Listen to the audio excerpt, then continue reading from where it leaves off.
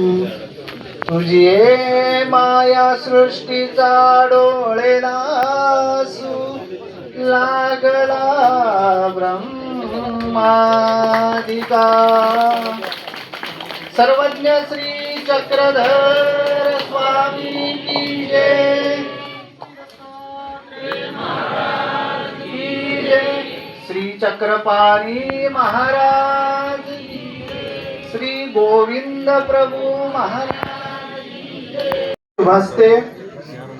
बसा खाली बसा मंडळी, खाली बसा सर्व.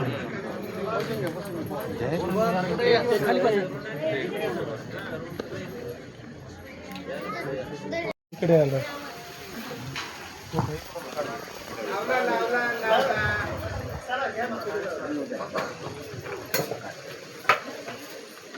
सर्वांना परिचित असलेले तात्या कैवल्यवासी गोपाळ बाबा इंगोलीकर उर्फ इंगोलीकर बाबा यांना निमित्त करून ज्यांच्या शुभास्ते या ठिकाणी संन्यास दीक्षा विधी होत आहे. आणि यानंतर श्रीमान सद्भक्त माधव निमित्त करून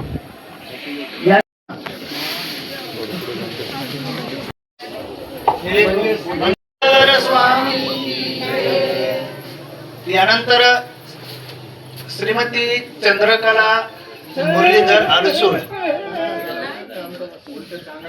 आमच्या ज्या जिजी आहेत, आम्ही अगदी सगळे त्यांना जिजी या नावाने संबोधत आहोत.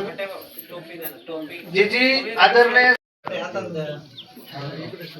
संन्यास दीक्षा विधी संपन्न होणार आहे.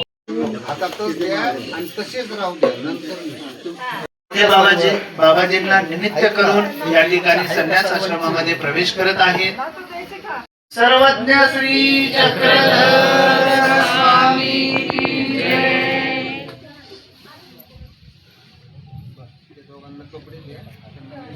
खऱ्या अर्थाने या ठिकाणी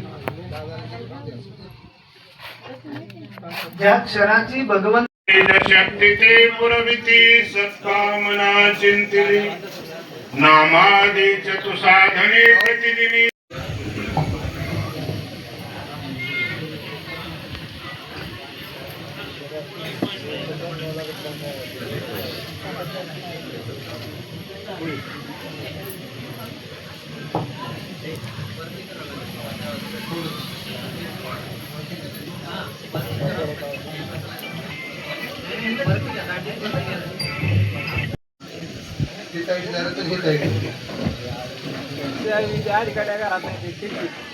आजचा हा मंगलमय असणारा प्रसंग आणि या प्रसंगाच्या रूपाने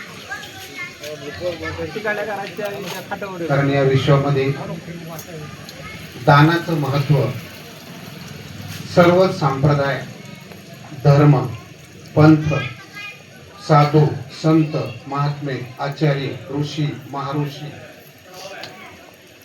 सर्वांनी नमूद करत असताना वेगवेगळ्या दानांचं महत्व सांगितलं. मग कुणी अन्नदानाचं महत्व सांगितलं, कारण जीवन जगण्यासाठी आणि जीवनात काहीतरी करण्यासाठी पोटाला तर लागतंच, आणि पोटात जर असेल तरच शरीरामध्ये ऊर्जा निर्माण होती, आणि ऊर्जा निर्माण झाली तरच आपण पुढील कार्य करू शकतो. म्हणून अन्नदानाचं महत्व सांगितलं. त्याचबरोबर खऱ्या अर्थानं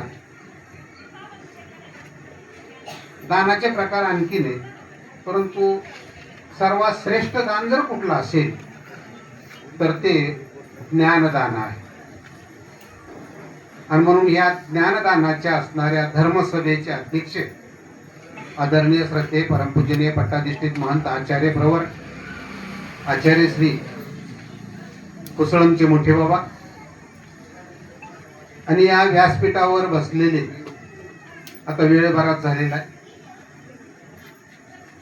सर्वच विद्वत रत्न, अगदी या ब्रह्मांडाला वसनी घालणारे असे असणारे त्यांचे अमृततुल्य शब्द,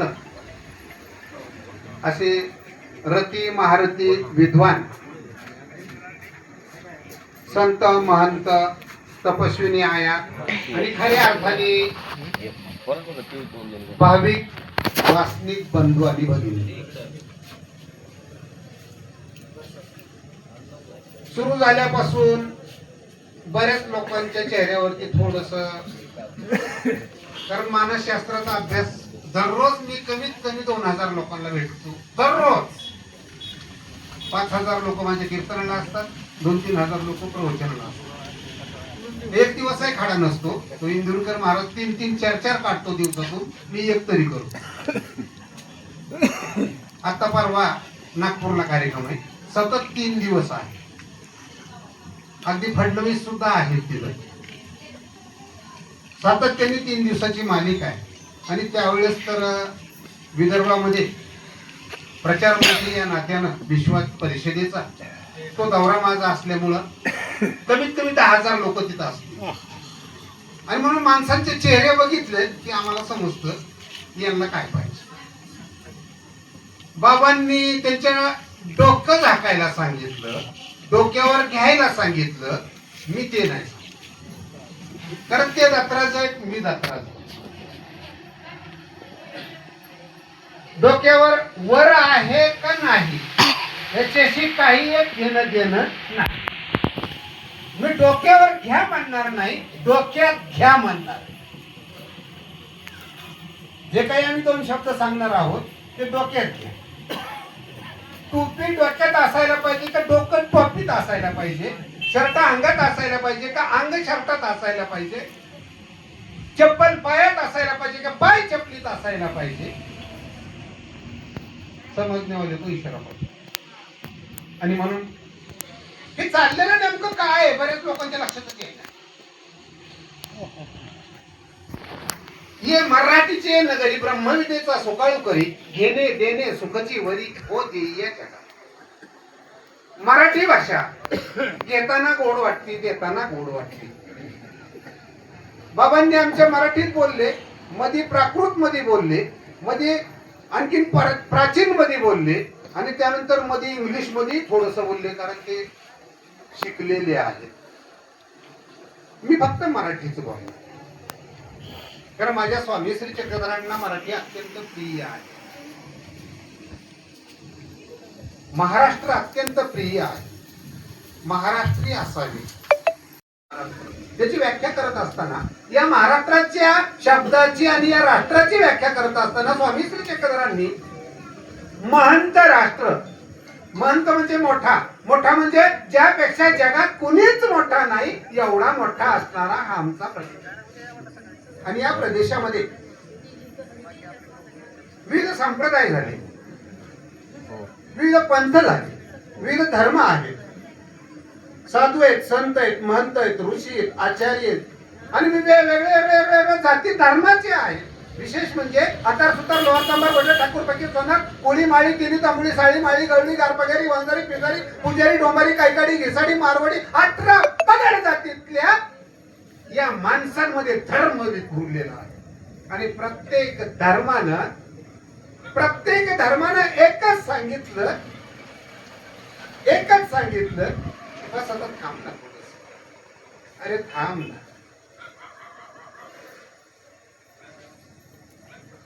अत्यंत परिश्रम करून नोकरीला लागलेल्या माणसाला सुद्धा शासन सांगतं की आता थांब. सर बरोबर आहे. रिटायरमेंट त्याचं एक ठरलेलं वय आहे आणि या वयामध्ये त्याला सरकार सुद्धा थांबवतं, शासन थांबवतं आणि त्याला घरी बसून आरती पगार देतं. अरे जगाचा करता हरता धरता विश्वाचा विश्वपती असणारा सर्वज्ञ श्री चक्रधर प्रभू, सर्वज्ञ श्री कृष्ण पर किती घडतोस, कुठपर्यंत कवर. आणि म्हणून त्यांनी एक वयाची मर्यादा घालून दिली, जसं सरकारने वयाची मर्यादा घालून दिली.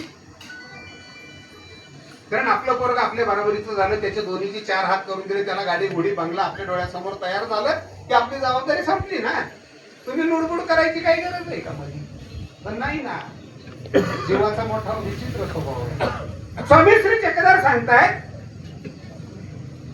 अरे सृष्टी रचनेपासून कृतत्रेत द्वापार आणि कली या 4 युगाच्या चौकडीमध्ये तू फिरत राहिला आणि फिरत असताना कुठे थांबलास का? अरे थांबा घे ना. वारकरी संप्रदाय अर्थात भागवत संप्रदायाच्या संत शिरोमणी ज्याला कळस असं म्हणतात, संत श्रेष्ठ श्री तुकोबाराय. या तुकोबांनी आपल्या अभंगामध्ये अभंगाची रचना करत असताना कृष्ण माझी माता कृष्ण माझा पिता हा अभंग रचत असताना त्यांनी सांगितलं, तुका म्हणे माझा श्री कृष्ण विसावा. त्यांनी सुद्धा थांबायला सांगितलं, कृष्णाच्या पायाजवळ थांबायला. कृष्ण हा विसावा अंतिम तुझा ठरवून घे असं ज्यावेळेस संत सांगतात. परंतु संतांचं आम्ही ऐकत नाही, संतांच्या शब्दांकडे आम्ही दुर्लक्ष करतो आणि म्हणून संत पुन्हा पुन्हा सांगतात, अरे आता तरी इथपर्यंत सांगितलं ते वाया गेला, तिकडे झालं, झटकला मोकळा झाला. बाबांनी सांगितल्याप्रमाणे आले का, बसले का, उठले का, चालले का, हे दररोजच आहे. कारण असं तुम्हाला प्रत्येक वेळेस सांगून सुद्धा तुम्ही ऐकलं नाही आणि त्यावेळेस संत हातबल होतात, हात टेकवतात आणि ते म्हणतात, आता तरी पुढे. अरे कमीत कमी आता तरी रे, आता तरी पुढे हाच उपदेश. नका करू नाश आयुष्यात. हे जे आयुष्य मिळालेलं आहे ना, अरे त्यांनी विश्व निर्माण केलेलं आहे, विश्वाधिपती म्हणून ज्याला गौरवलेला आहे आणि तो देव तुमच्या दारात आलेला आहे. मग काय मागतोय? आपल्या भिकाऱ्यांसारखं भीक मागत नाही. आंधळ्याला बाबा बांगल्याला, एक पैसा धर्माला. पैसे मागत नाहीये, भाकरी मागत नाहीये, तुमचे कपडे मागत नाहीये, तुमची प्रॉपर्टी मागत नाही, काही नाही. गुरं नाही, म्हशी नाही, जनावर नाही, हवेली नाही, गाडी नाही, कोठी नाही, बंगला नाही, काही मागत नाहीये. तो द्वारकाधीश भगवान गोपाल कृष्ण तुमच्या दारामध्ये येऊन तुम्हाला भीक मागतोय. काय मागतोय? माणूस द्या माझा, माणूस द्या. माणसाची भीक मागतोय. कोणाला मागतोय? माणसाला मागतोय. अरे जो माणूस आहे तो देव माणूस म्हणजे आपण माणसं आहेत. हात पाय नाक कान डोळे 5 कर्मेंद्रिय 5 ज्ञानेंद्रिय आणि सुसज्ज असणाऱ्या 11व्या मनाची रावाने सुसज्ज असणारी माणसं आपण आहोत. परंतु माणसातले गुणधर्म आपल्याकडे नाहीयेत आणि असा गुणधर्म युक्त माणूस तो मानतोय. आज माणसं आहे, माणसासारखं खात नाही, माणसासारखं पीत नाही, माणसासारखं बसत नाही, माणसासारखं उठत नाही, नेसत नाही, लेत नाही, झोपत नाही. कुठलंच कृत्य माणसाचं नाहीये. आणि माणसाला माणूस बनवण्यासाठी धर्म असतो. सर्वज्ञ श्री चक्रधर प्रभूंनी अरे एका दरोडे फलाला माणूस बनवला. दररोज अनेक स्त्रियांना विधवा करणारा हा माणूस होता, अनेक बालकांना अनाथ करणारा हा माणूस होता. हातामध्ये शमशेर होती, गळ्यामध्ये गोळ्यांचा पट्टा होता, कमरेला दांडपट्टा होता, लखलखती तलवार हातामध्ये घेऊन खाप माणसं चिरणारा हा माणूस होता. अत्यंत क्रूर असलेला माणूस होता. आणि त्या माणसाला आधी स्वामी श्री चक्रधरांना माणूस बनवलं. आचार्य नागदेव माणूस बनवलं आणि सर्व संप्रदायाची धुरा त्याच्या खांद्यावरती दिली आणि त्याला सांगितलं, भास महानवा संप्रदायाचा तो पहिला आद्याचार्य. कधी? त्याच्यातले अवगुण सगळे घालवले, त्याच्यातले असणारे सगळे अधर्म घालवले, क्रूरत्व घालवलं, क्रूरपणा घालवला आणि त्याला मानव श्री चक्रधरांनी मानवा संप्रदायाचा आद्याचार्य करून ठेवला. तेव्हापासून आचार्यांची परंपरा महानुभावांमध्ये आहे. राष्ट्रसंत तुकडोजी महाराज, जगद्गुरु संत श्रेष्ठ तुकोबाराय हेच सांगताय. धर्म कुठलाच वेगळा सांगत नाही, धर्म कुणाला शिवाय द्या म्हणत नाही. कुराण आणि बायबल असणाऱ्या पुराण ग्रंथामध्ये सुद्धा कुणाला कुणी मारा आणि मला तुम्ही आहार द्या असं कुठंही एक वेळ सुद्धा आलेली नाहीये. हे फक्त तुमची आणि माझे माणूस नसल्यामुळं चाललेले सगळे चोचले आहे. आणि म्हणून माणूस जे नकोय ते खातोय, जे नकोय ते पितोय, नकोय तिथं बडबड करतोय, नको तसं बसतोय, नको तसं उठतोय, नको ते लिहितोय. काय येतं या माणसाला? आणि धर्माने तेच शिकवलं. आधी माणूस बनायला सांगितलं, माणूस बनवलं आणि बनलेल्या माणसाला नंतर त्याचे माणुसकीचे धडे दिले, नंतर माणसाचे काय कर्तव्य आहेत ते सांगितले. आणि त्यावेळेस कृष्ण परमात्म्याने सांगितलं. आता बरेच लोक त्यांनी शंका काढली, प्रोग्रामकारांनी मी आता माझ्या अगोदर बोलणाऱ्या वक्त्यांनी की आता घेऊन काय फायदा, बरोबर मरी गाय मन प्रधान असं नाहीये. त्या गावात आपलं स्वैरिकच नाहीये, पहिल्यापासून नाही. आता तुमच्या इथं लोणीला कसं आहे, आत्या होत्या, आत्याच्या नंतर आमची बहीण गेली, बहिणीच्या नंतर आता पुन्हा कुठेतरी आम्ही काढू, कारण लोणीत आपलं पाहुणं आहेत, लोणीत आपलं पाहुणं आहेत, लोणीत आपलं पाहुणं आहेत असं करून लागावळ होती. पण ज्या गावात, ज्या परिसरात, ज्या विभागात, ज्या तालुक्यात, ज्या जिल्ह्यात जिथं स्वैर्यच नाही त्या गावात स्वैरी करणं ही भाग. आणि ज्यावेळेस एक सोयरा होतो त्यावेळेस आपोआपच दुसरा डोकं होतो, तिकडची इकडे येते, तिकडची तिकडे जाते. सोयरा, अरे तुम्ही सोयरा जोडता या प्रपंच रूपी सागरामध्ये, ज्यावेळेस तुम्ही सोयरा व्हा. लागतोय थोडासा जेवायलाच वेळ होईल, यापेक्षा वेगळं काय दत्तात्रय प्रभू बाबांना कळते, सर्वज्ञ सर्वजण सर्वदृष्ट 12 वाजता जेवते तर त्यांना म्हणावं घ्या जीवन, काय फरक पडत. आणि नाहीतर तुम्ही फुलेल ताटत जेवतात, अरे जेवला असतं तर ह्या माणसाने जीवच घातला नसता, जीव घातला दाजी. हा दररोज एक मेंबर वाढला, 2 भाकरी वाटीवर कालवण आयला म्हणजे असते, हे काय परवडत नाही.